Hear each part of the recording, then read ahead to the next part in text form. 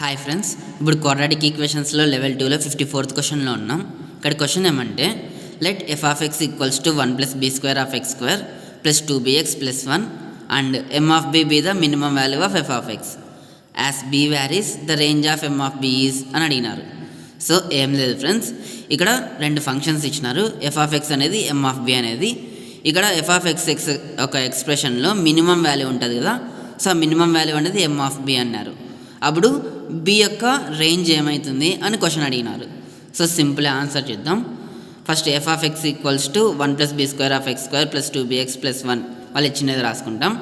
ఇక్కడ చూస్తే X square యొక్క కోఎఫిషియంట్ అనేది మనకి పాజిటివ్ వాల్యూ, 1 + b² అనేది పాజిటివ్ వాల్యూ కదా స్క్వేర్ వాల్యూస్ ఉన్నప్పుడు. సో అది వచ్చింది.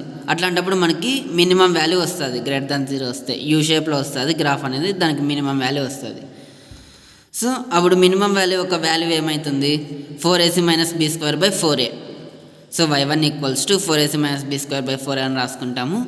వేర్ a అంటే ఇది 1 + b², b అంటే 2b, c అంటే 1.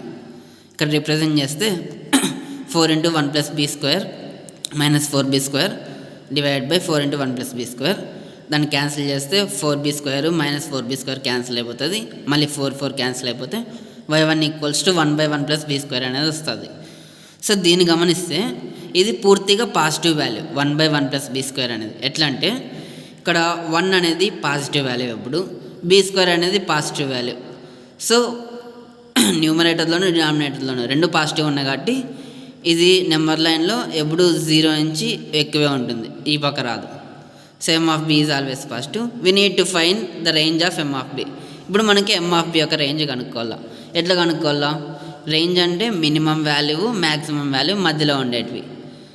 సో దాని యొక్క మ్యాక్సిమం వాల్యూ ఎప్పుడైతుంది, m ఆఫ్ b అనేది మ్యాక్సిమం వాల్యూ ఎప్పుడైతే మనము b² అనేది 0 పెడతామో అప్పుడు దీని యొక్క మ్యాక్సిమం వాల్యూ వస్తుంది.